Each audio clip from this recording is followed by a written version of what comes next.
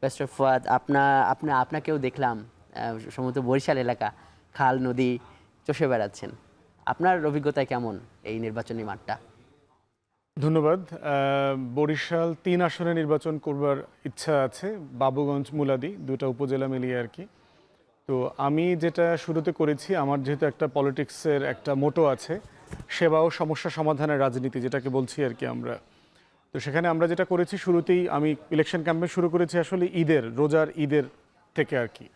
আমি প্রায় ৩০-৩২ বছর পরে গ্রামে গেলাম ঈদ করবার জন্য, এবং গ্রামের সাথে আসলে খুব বেশি কানেক্টেডও না।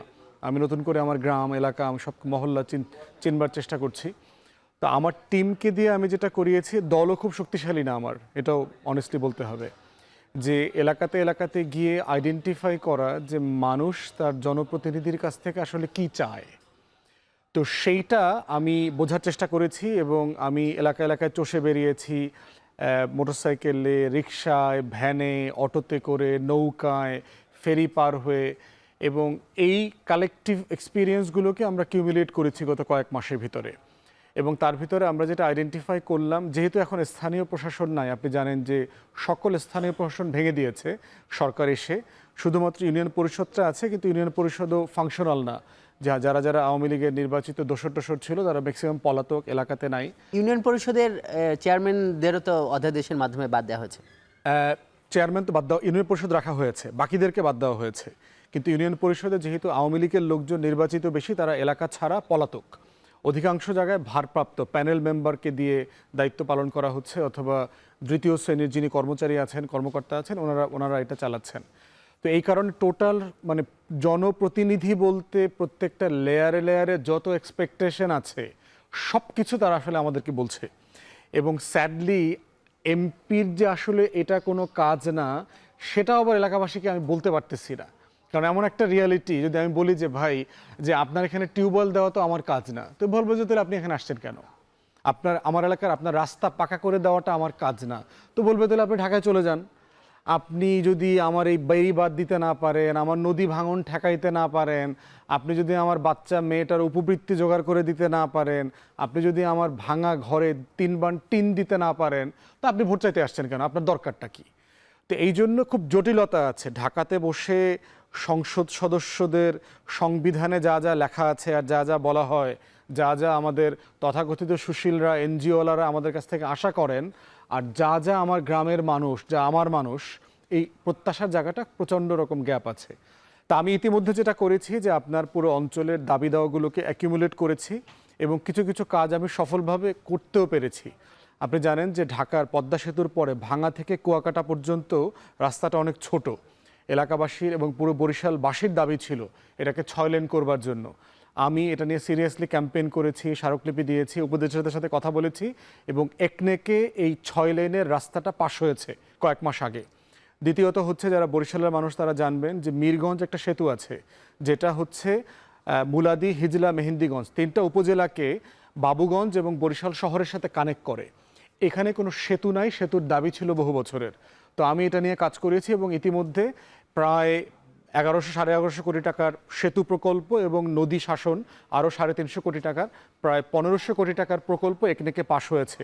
আমাদের অনুরোধে 2জন উপদেষ্টা গিয়ে সেটা আপনার ঘোষণাও দিয়ে আসছেন। আমরা আশা করছি ডিসেম্বরে সেটার কাজ শুরু হবে। এর বাইরে আরও 4টা মৌলিক দাবি নিয়ে আমি কাজ করছি। একটা হচ্ছে যে আপনার প্রচুর নলকূপের দাবি আছে। ধরুন এক জায়গাতে গেলাম, 400 লোক থাকেন একটা মহল্লায়, একটা টিউবওয়েল নাই, তাকে আধা মাইল, প্রায় 1.25 মাইল হেঁটে আপনার স্কুলের এক জায়গাতে গিয়ে তাকে পানি আনতে হয়। দ্বিতীয় একটা দাবি হচ্ছে মাটি দিয়ে রাস্তাটা ভরাট করে উঁচু করে দেওয়া, ইট ফেলে দেওয়া, অথবা ইটের রাস্তাগুলো পাকা করে দেওয়া। থার্ড হচ্ছে বিভিন্ন সামাজিক প্রতিষ্ঠানগুলোকে, মসজিদ, মন্দির, মাদ্রাসা, শ্মশানঘাট, কবরস্থানকে সংস্কার করা। এই রকম অনেকগুলো দাবি দেওয়া আছে, যেগুলো ইতিমধ্যে আমি বিভিন্ন মন্ত্রণালয়ে স্মারকলিপি দিয়েছি। এগুলো এগুলো আপনারা এলাকায় গিয়ে গিয়ে এইভাবে নানান কর্মকৌশলে আপনারা কাজ করছেন। কিন্তু ব্যারিস্টার ফুয়াদ, আমরা তাহলে কি বলতে পারি যে মানে মানুষ, এই দেশের মানুষ মানে এক ধরনের নির্বাচনী মুডে চলে গেছে আর কি?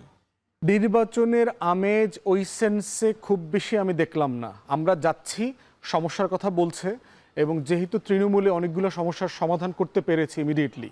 যেমন ধরেন আমাদের একটা এলাকা আছে, ডিক্রিট চর নামে এলাকা, সেখানে স্কুল, কলেজ, মাদ্রাসা, মসজিদ একটা চত্বর আছে। রাস্তাটা হাঁটার উপযোগী ছিল না। ইউএনওকে রিকোয়েস্ট করে ওখানে আমি ইটের রাস্তা করে দেওয়ার ব্যবস্থা করেছি, মাটিটা ভরাট করে দিয়ে পানি যেন না জমে সেটা ব্যবস্থা করে দিয়েছি। এই জন্য মানুষ খুশি হয়েছে। এখন তারা নির্বাচনে আমাকে চায় অথবা আমার তার পাশে যেন থাকি, কিন্তু এর আগে তারা খুব বেশি নির্বাচনমুখী অথবা মানে তাদের আপনাকে নির্বাচনে চায় এর মানে তো নির্বাচনও চায়। এটা ইমিডিয়েটলি পরে, মানে এটা মনে হয়েছে কিছু কাজ করে দেওয়ার পরে মনে হচ্ছে যে না ঠিক আছে এই লোকটাকে বিবেচনা করা যেতে পারে, কিন্তু ওভারঅল গ্রামের মানুষদের ভিতরে খুব বেশি নির্বাচনের যে একটা মুড আমেজ সেটা দেখি নাই। এবং ওইটা এখনো মনে হচ্ছে যে কি লাভ হবে, কে আসবে, কার বদলে কে আসবে। হাট ঘাট মাঠ বালুমহল জলমহল ফেরিঘাট রাস্তাঘাট চাঁদাবাজি সব তো আগের মতো চলতেছে। ব্যানার পরিবর্তন হয়েছে, লোক পরিবর্তন হয়েছে। মানে আমি আমার এলাকাতে দেখলাম 2 গ্রুপ এক দলে রামদা মিছিল করতেছে, বিভিন্ন জায়গায় বলছি, আমাকে হুমকি ধামকি দিচ্ছে এবং আমার দলের মিটিংগুলোতে যারা আসতেছে তাদেরকে হুমকি দিচ্ছে। এখন গ্রামের মানুষের ভিতরে নিরাপত্তাহীনতাটা প্রচণ্ডভাবে দেখলাম যে কি পাল্টাইলো। গত বছর একদল চাঁদাবাজি করেছে, এখনও আমার ফেরিঘাট থেকে আরেক দল চাঁদাবাজি করতেছে, বদলাইলোটা কি? এই প্রশ্নটা তারা করার চেষ্টা করছে, বাট প্রচণ্ড ভয় আছে দেখলাম, নিরাপত্তাহীনতাটা প্রচণ্ড রকম কাজ করছে।